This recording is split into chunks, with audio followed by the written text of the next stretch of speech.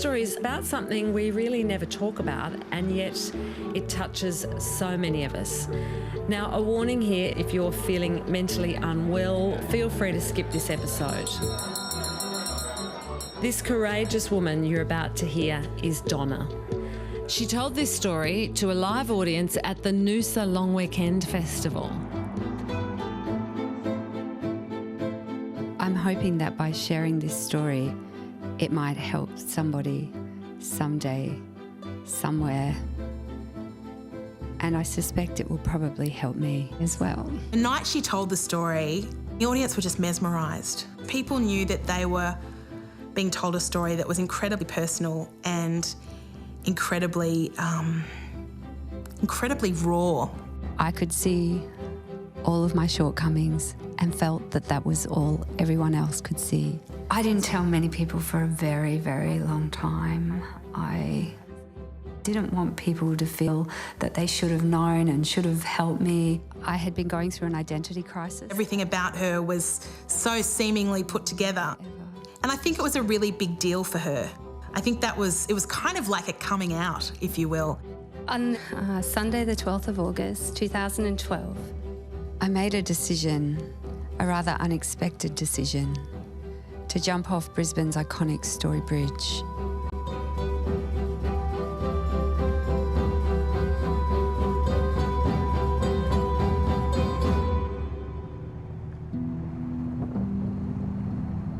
Donna's story of a very serious, impulsive act with little warning, the lack of reaching out for help, it was really quite perplexing. When you think about what conditions have got a high risk for attempting suicide, you think of schizophrenia, bipolar disorder, recurrent depression. Donna didn't fit those categories. She was well up until around about 10 days before the attempt. when I look back, it seems like another person now. I had a great life, awesome partner, Greg, and he's always been my rock. A beautiful child, Matthew, and a great job in a really good organisation. And it was really just this not coping at work. Donna was always really career-minded and successful at it, bettering herself all the time.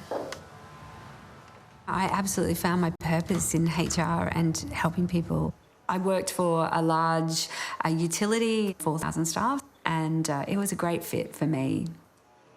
Donna was very capable. She knew what she was doing. I don't think you would come across anyone who didn't, really respect Donna. When I went back to work after maternity leave, I felt really ready. I was offered the opportunity to lead a team.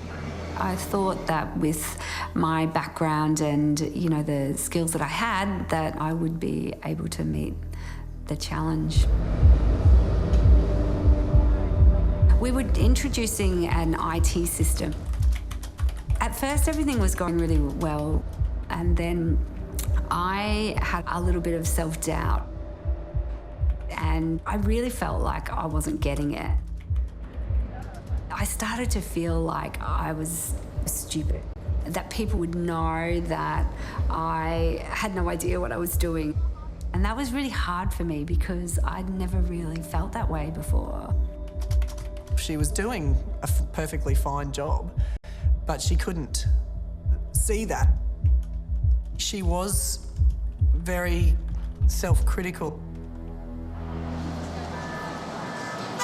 That week leading up to the bridge incident, when my partner Greg was away, and things started to escalate pretty quickly for me. I actually started to feel that I might get the sack. It was like, me losing my job was going to have massive ramifications for everybody. I just said that's ridiculous. There was no way Donna would be fired. I didn't realise how firmly she believed it.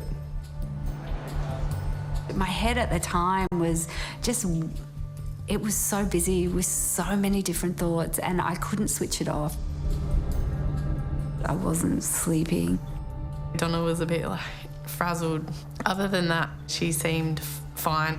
And I never thought that there was anything unusual, just being a normal mum of a 2-year-old. Greg came home, but I was really embarrassed to tell him. I went to bed that night and I was thinking my family would be better off without me, that they would both be fine if they got my superannuation. I just thought, I think I need to just end my life. It seemed to me to be the only viable solution, yeah. When people are suicidal, they have this cognitive narrowing such that when they try and access parts of their mind to work out how to help themselves, they can't access it. They really need the mind of somebody else at those times. You're making the most important, literally the most important decision in your life. And you've probably got the greatest level of cognitive impairment and a capacity to think through your options that you could ever have.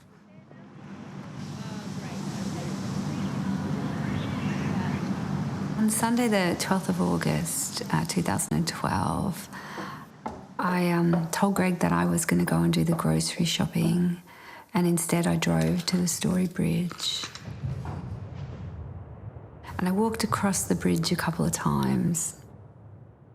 I took off my shoes and dropped my bag, and then I just climbed over the fence. And then I fell. And then I remember just panicking for a minute and thinking I was a little bit scared.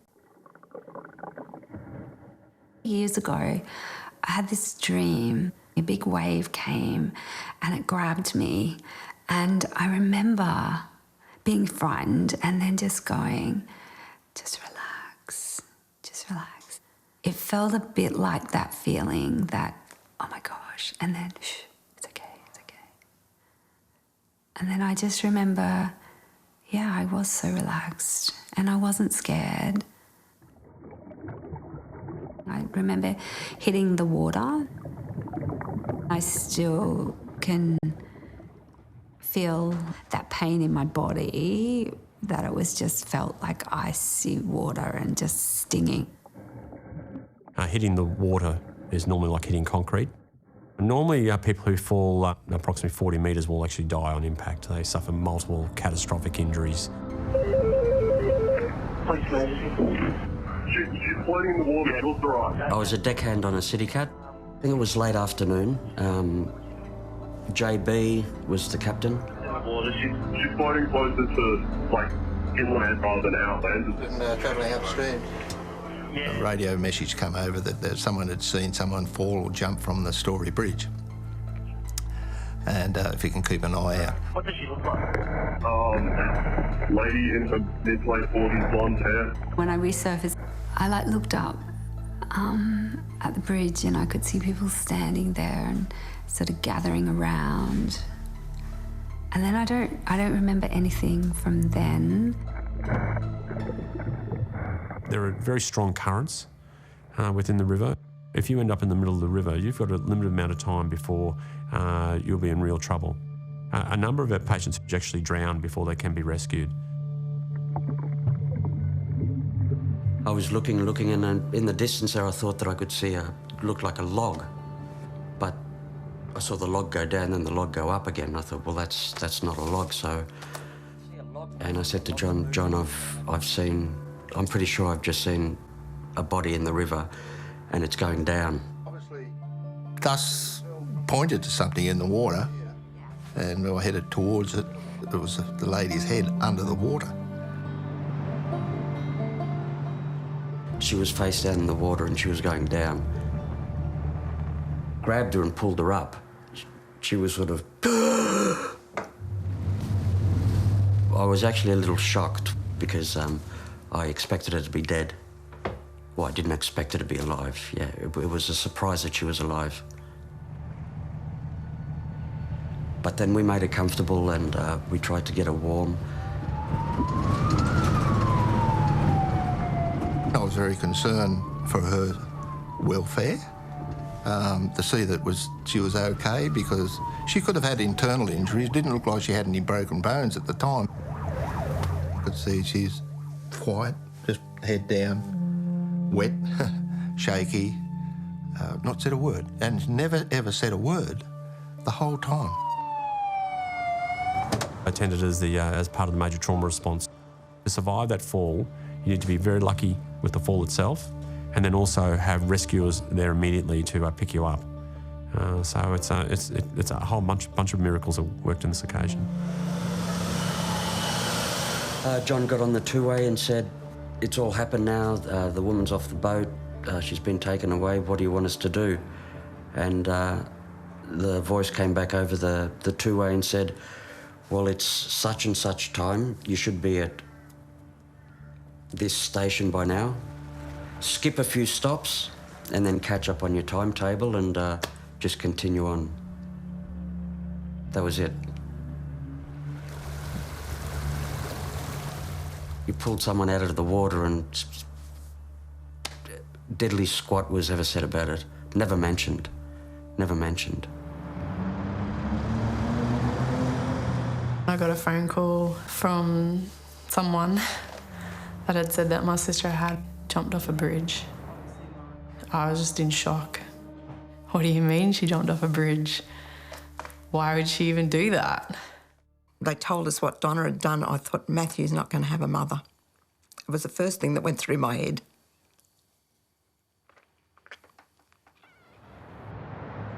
I was surprised to wake up in the ER because, you know, to me, you jump off that bridge and you're dead. That's the only outcome that I had, you know, conceived as possible. Yeah, I fractured 5 of my vertebrae and I had a broken rib and a lacerated liver. Lots and lots of bruising, so much bruising. I spent 6 days in hospital. Amazingly, I've actually had no ongoing injuries. It was very difficult, that stage of our lives. And our whole life was turned upside down. Was it Thursday? Just happened to be a Thursday. She thought that people would be better off without her being here. And I was like, I don't understand how you could think that. Like, what would be better off? Thank you. When they explained to me what had happened, I had difficulty reconciling that with the woman that I had worked with. Donna first came to see me in June 2004. It was really about relationship issues for her at that time. This was before Greg came into Donna's life. Over those few years that I worked with her, at no point did she become depressed. In fact, you know, she was surprisingly emotionally stable, I guess, given the story that we're talking about. So 3 weeks after the attempt, she comes in to see me, and she was, I think, mostly concerned and shaken by what she'd done. Donna, come in. And it took us a while to unravel what had actually happened for her there. When I look back, I knew she was an overachiever at work, got given, you know, accolades, promotion for that, but deep down, she carried this sense of being a fraud. That feeling of never quite being good enough, I think, you know, I've had that for a long time. And being successful at work probably kept that at bay a bit. And so then when I became less successful at work, I think, you know, then it became a really big issue for me. For a long time, I was really scared that it would happen again. She'd say, "Oh, I've just got to duck to the shops." I'd be like, "What? No, what? Why? What are you doing at the shops?" Did you contact Sharon afterwards? Yes. Yeah. I rang her out the front of your house. Did you? When you got down to Brisbane? I rang her. It's hard, but I guess, like, she has promised me, she's promised Greg that she would never do it again. Donna just jumped off the bridge. And she's like, "What?" And we just have to let it go have faith, I guess. Yeah, I wish I didn't put them through all of that turmoil. Yeah, I feel bad that I put them through that experience. A nurse said to me that had I completed suicide, my son would be at 50% greater risk of a suicide in his lifetime. I had been thinking that I was doing the right thing for Matthew. And yeah, something clicked for me then. Something just kicked in that made me think no matter how bad anything ever gets, I can't let that happen. I didn't get a kick, but I got a pass. Ah, you passed the ball. And I tapped it. Did you? But I got tackled. Did you? That sounds good. Have you done that before at school? Mm-hmm. You have? I haven't heard you talk about that before. My son, Matthew, he deserves a mother, you know, flaws and all. You know, it doesn't matter that I'm not perfect. I'm still his mother and he needs me in his life. I've got to be here for him.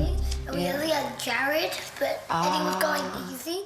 I wish I had a balaclava. He was like, oh, it's not that cold though. I was like, I did say it was cold.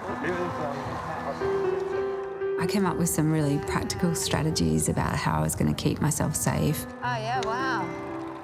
Sounds great. You know, made sure that exercise was part of my, regular routine. And I had said this morning, I think I was prepared for it being freezing. I have a meditation practice. I now have a gratitude practice. And I also need to connect socially with people.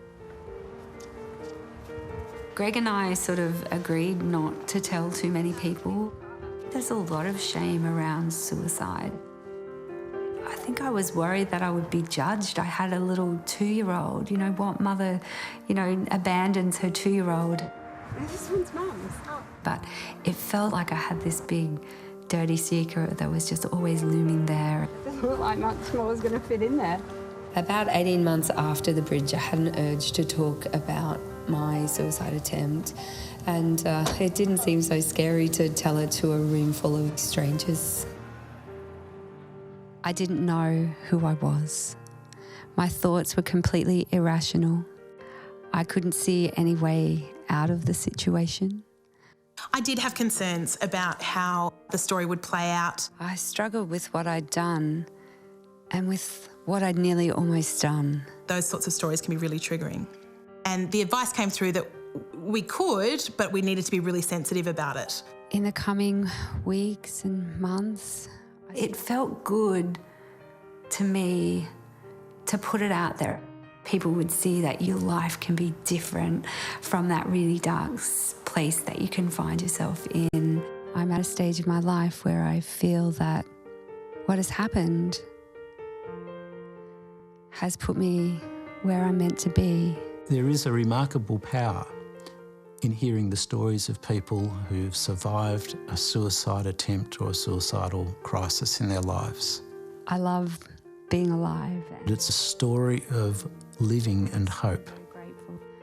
I think the scariest part of this story is that 65,000 Australians attempt suicide every year. I would say to anyone thinking about this, not to give up, that it's possible to feel different to how you feel right now, and there's hope.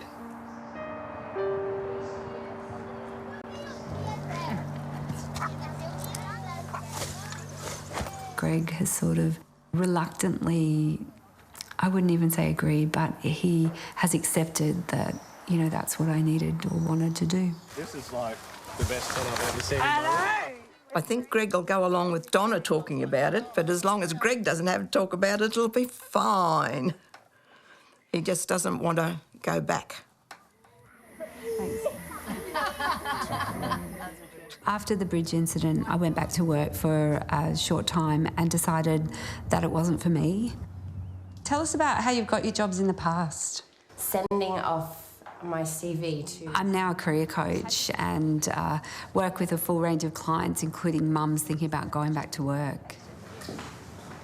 For the last 4 years, I've been doing telephone crisis support work for Lifeline. And that was part of my work with George. Hello, this is Lifeline. I really felt like it was a way I could use this experience to help others. It was a way that I could make sense of it as well. It's okay. Take your time. The work is very challenging, so there's no walking back from that. It is a difficult role and it's not one that everyone can perform. But we take a lot of steps to look after their own well-being and provide them with support.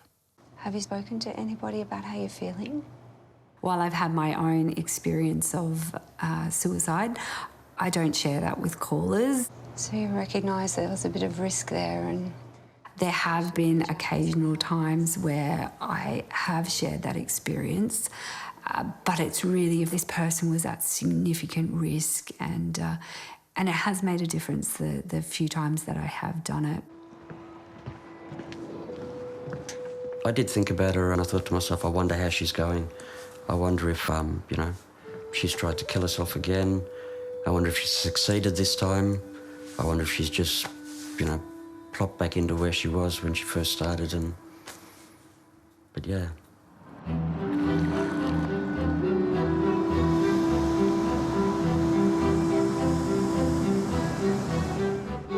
Somebody told me that I was rescued by a ferry driver, that a ferry or a city cat had picked me up. Oh my God, there she is. Yeah. I did start to appreciate that, you know, this was something big that they experienced and I haven't necessarily thought about all of the other people that it impacted.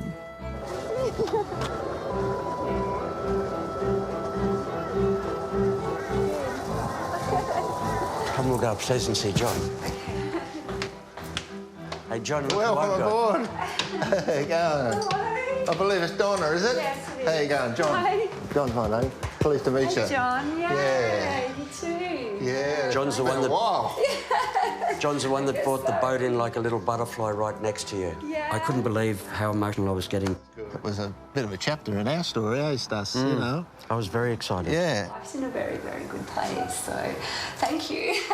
Yeah, we're really pleased to meet you. And we've been looking forward to meeting you, too. Really? Yeah. Yeah, we really have. Very much so. Yeah, really have. But Great. she's got over that period and she's now enjoying life as we all should.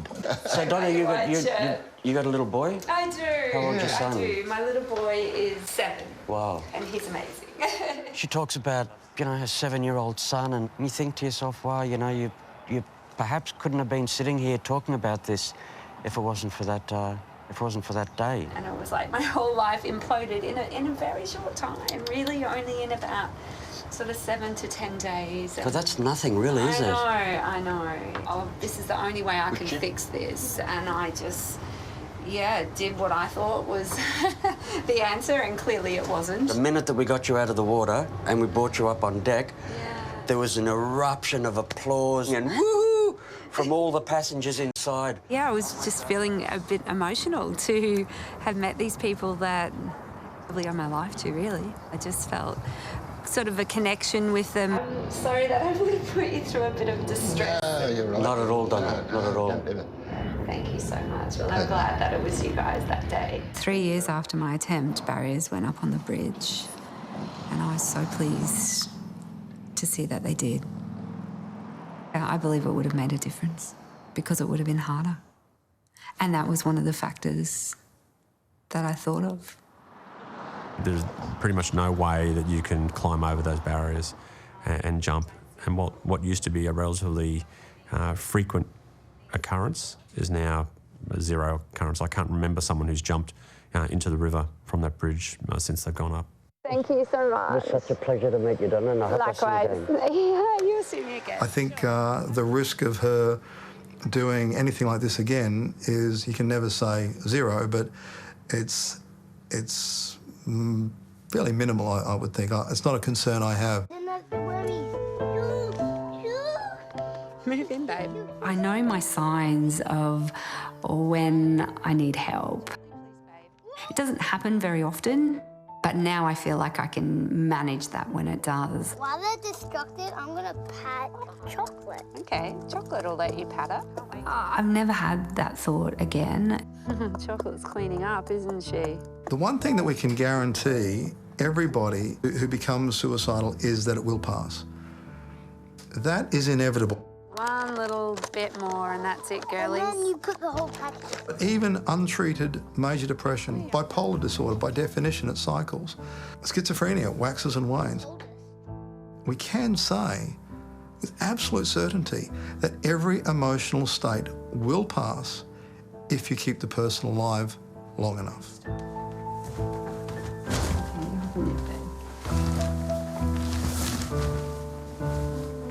I recently sat down and told Matt in brief about the bridge experience. At the checkout with our 2,000 rolls of toilet paper when I looked across and saw... He's only 7 and just 7, so, you know, he's not necessarily going to get all of this yet, but it's something that I will keep working through with him as he understands more of it. Smile! It's coming up to 5 years since it happened, and I'm now in a better place than I've ever been in my life. I'm happy. I feel more connected with myself and all of the people around me than I ever have. I love my job, and I love that I get to help people in my work. Life is great. All right, that's the end of the chapter.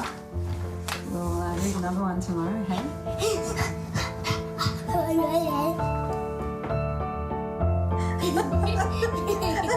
Unfortunately, that is quite normal. Down by the water, the riverbed, somebody calls you, somebody says, swim with the current and float away. Down by the river every day. Oh my God, I see how everything is torn in the river deep, and I don't know why I go the way down by the riverside.